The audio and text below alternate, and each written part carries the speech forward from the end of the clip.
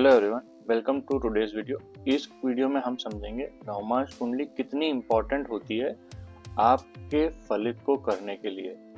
एक तो होती है आपकी लग्न कुंडली, ठीक है। लग्न कुंडली का 9वां हिस्सा जो होता है वो नवमांश कुंडली होती है और उसके बेसिस पे बहुत ही एक्यूरेट प्रिडिक्शन किए जा सकते हैं। बहुत ही इम्पोर्टेंट बातें जो होती है जो हम कई बार लग्न में मिस कर जाते हैं वो नवमांश कुंडली से हम बता सकते हैं, ठीक है। चलिए तो पहले समझते हैं नवमांश होता क्या है। इसको D9 चार्ट भी कहा जाता है।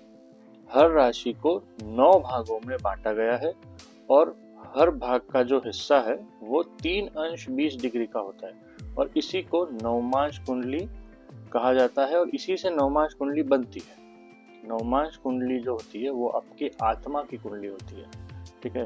फिजिकल अपीयरेंस और आपका कर्म लाइफ, क्या आप करेंगे जीवन में, वो सब हम मेन लग्न चार्ट से देखते हैं और आपकी आत्मा को किस चीज की नीड है, ठीक है, क्या आप एक्चुअल में करना चाहते हैं, वो सब चीजें जो होती है वो हम नवमांश कुंडली से बारीकी से देख सकते हैं। तो 4 इम्पॉर्टेंट नियम हैं जो हमें ध्यान में रखने हैं, ठीक है। सबसे है पहला वर्गोत्तम ग्रह। वर्गोत्तम ग्रह क्या होता है, इसको समझने के लिए हमको एक कुंडली बनानी पड़ेगी। देखिए, आपका जो कुंडली चार्ट है इसमें यहाँ पे जैसे किसी भी भाव में राशि लिखी होती है और यहाँ पे ग्रह होता है, ठीक है। जैसे कि एग्जाम्पल के लिए यहाँ पे मैंने सूर्य लिखा है।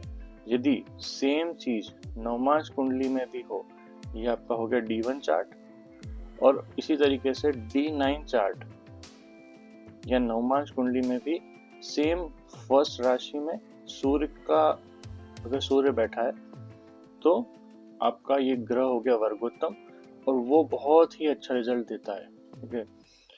अगर वो ग्रह नीच का भी है, लग्न कुंडली में नीच का भी है, तो भी वो वर्गोत्तम हो जाता है तो आपको अच्छे रिजल्ट देगा। इसी तरीके से होता है वर्गोत्तम लग्न। वर्गोत्तम लग्न क्या होता है कि जब फर्स्ट हाउस में जो राशि है, कुंडली के फर्स्ट हाउस में जो राशि है, जैसे कि यहाँ 1 लिखा है, और इसी तरीके से D9 चार्ट में भी अगर 1 राशि लिखी है फर्स्ट हाउस में, इसी हाउस में, तो वो वर्गोत्तम लग्न बनता है और बहुत ही अच्छा रिजल्ट देता है वर्गोत्तम लग्न।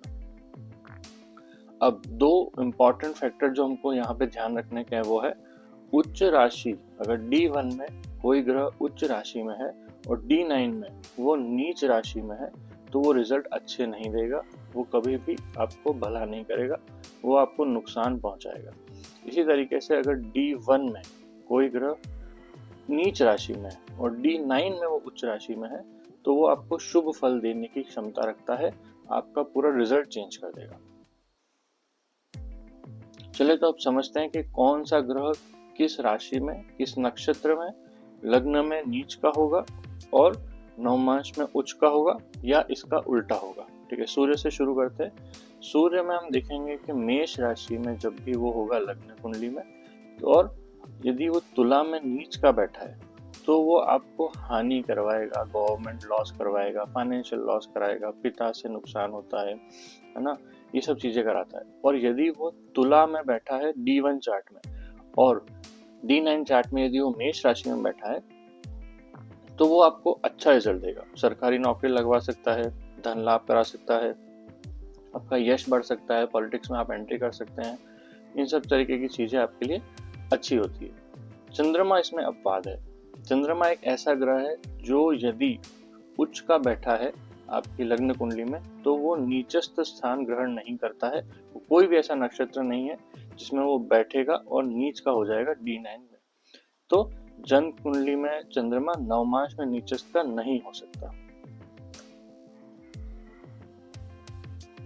चलिए तो अब मंगल की बात करते हैं। मंगल मकर राशि में उच्च के होते हैं और नवमांश में यदि वो कर्क राशि में बैठे हैं तो वह आपके लिए नुकसानदायक है, वो आपको लॉस पहुंचाएंगे। नौकरी में लॉस हो सकता है, व्यवसाय में लॉस हो सकता है, आपको दोस्तों से नुकसान हो सकता है और आपको फिजिकल पेन हो सकता है।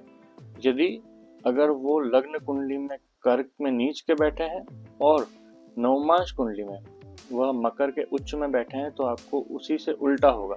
दोस्तों से लाभ होगा, नौकरी मिलेगी, ठीक है, और बहुत सी चीजें आपके फेवर में जाएगी। बुध कन्या राशि में उच्च के होते हैं, ये बुध की खुद की राशि है, और यदि वह नवमांश में मीन राशि में बैठे हैं तो बुध आपको नुकसान कराएंगे। यहाँ पे बुद्धि भ्रमित होती है, यानी कि आपका माइंड हमेशा डाइवर्टेड रहेगा, आप एक चीज पे ध्यान नहीं कर पाएंगे, एक चीज पे फोकस नहीं कर पाएंगे, आपको व्यापार में सफलता नहीं मिलेगी, धन हानि होगी।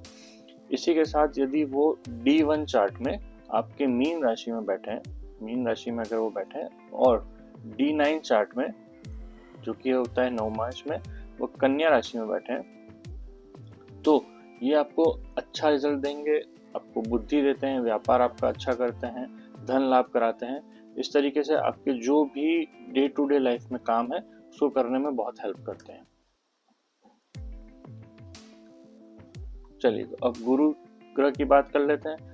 गुरु ग्रह कर्क में उच्च के होते हैं, और नवमांश में वो अगर मकर राशि में है तो वो नीच के होंगे। यहाँ पे आपको वो लॉस कराते हैं, जैसे कि सरकार से लॉस होता है, और आपको शत्रुओं से लॉस हो सकता है, आपके जो गुरु हैं, जो आपके बड़े हैं, उनसे आपको लॉस हो सकता है ना। इन तरीके की चीजें जो गुरु ग्रह आपको लॉस करवा सकते हैं। वहीं अगर वो मकर में है, D1 में, और नवमांश में वो कर्क राशि में बैठे हैं, तो वो आपको सरकारी से लाभ होगा, आपको गुरुओं से लाभ होगा, आप में बहुत ही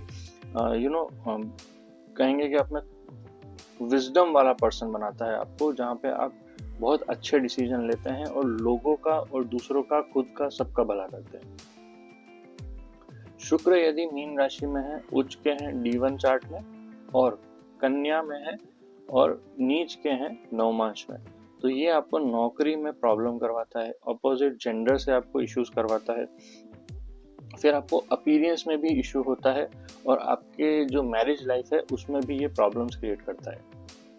इसी के साथ कन्या राशि में है, नीच के बैठे हैं आपकी D1 चार्ट में, लग्न कुंडली में, और नवमांश में यदि वो मीन राशि में बैठे हैं, ठीक है, तो वहाँ पे आपको ये फायदा कराते हैं, पैसे का फायदा होता है, व्यवसाय का फायदा होता है, अपोजिट जेंडर से आपको फायदा होगा, आपकी मैरिज लाइफ अच्छी होती है, ये सब चीजें आपको शुक्र देते हैं।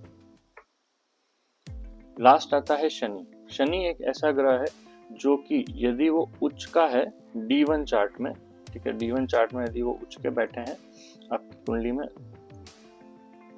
D1 चार्ट में यदि उच्च के बैठे हैं और नवमांश में वो नीच के बैठे हैं, ठीक है, D9 चार्ट में, तो वो शुरुआत में तो अच्छे फल देंगे, सुखी करता है, पर at the end of their life cycle, जिसे हम बोलते हैं कि दशा जो उनकी खत्म होने वाली होती है, तब वो आपको नुकसान पहुंचाते हैं, वहां पे आपको प्रॉब्लम्स क्रिएट होती है।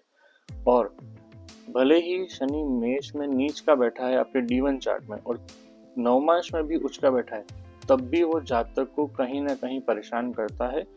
शनि एक ऐसा ग्रह है जो आपके कर्म के बेसिस पे रिजल्ट देता है, ना कि वो अपने खुद के बेसिस पे कि अगर वो उच्च का है या नीच का है। वो आप जैसा कर्म करेंगे वैसा आपको रिजल्ट मिलेगा।